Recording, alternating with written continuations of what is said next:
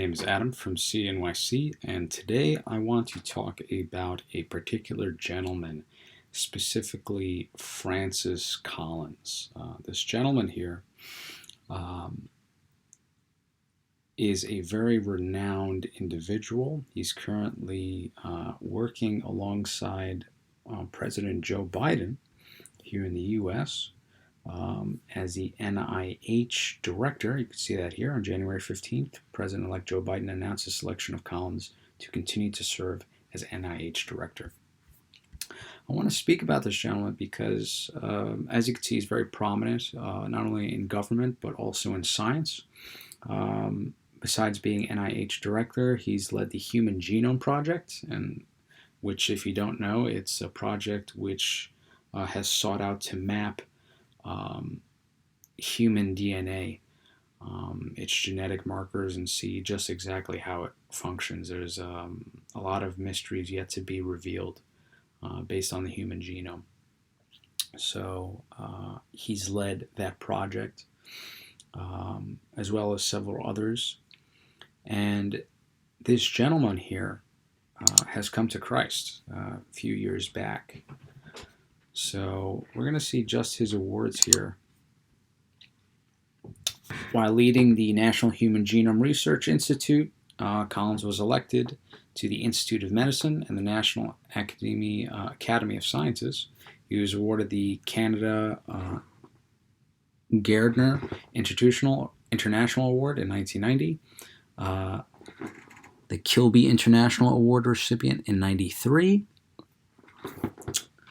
A few other awards, the Warren Alpert Foundation Prize in 2018, a whole host of others. And this man is a Christian, so many people who believe that God is for unscientific people or for backwards individuals, we're going to hear what this renowned gentleman, Francis Collins, has to say.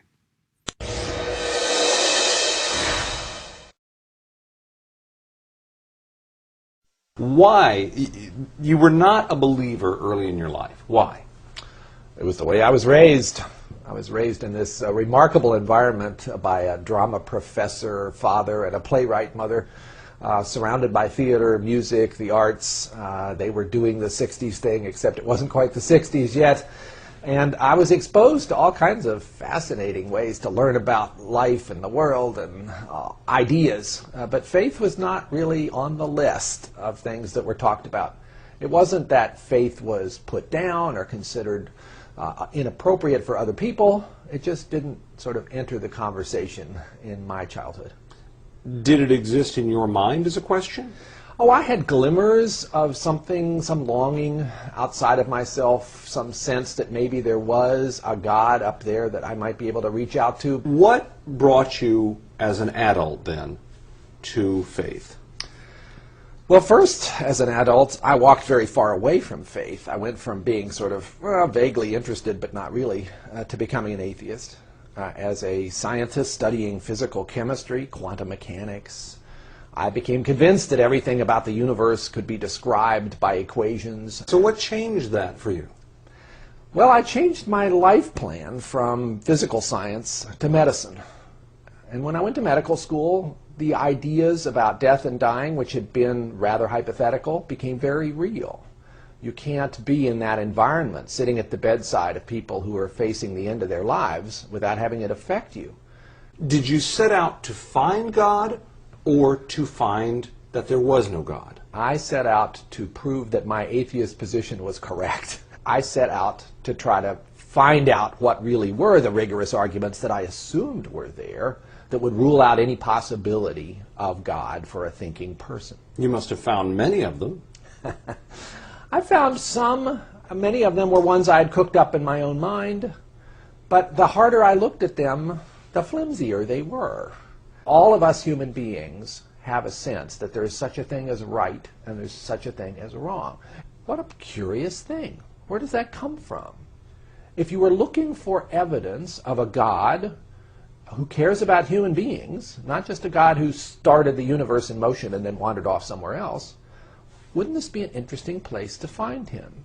basically as something written within our hearts, universally in humankind, making us different from other species, and calling us to be good and holy, pointing us as a signpost, if you will, towards something outside ourselves that is much more good and much more holy than we can imagine. Did you have at some point a born-again experience? When people talked to me about born again, I didn't know what they were really referring to when I was growing up. But yes, I did have a moment where I became a believer. I had struggled for 2 years with this debate within myself, gradually coming to the conclusion that belief in God was the most plausible of the choices, but that it couldn't be proved. And after many months of struggling with whether to make that leap, on a beautiful fall day, hiking in the Northwest with my mind a little more clear than usual because there were not the usual distractions, I felt I could no longer resist. And I became a believer that day in the sunshine and the shadow of the Cascade Mountains.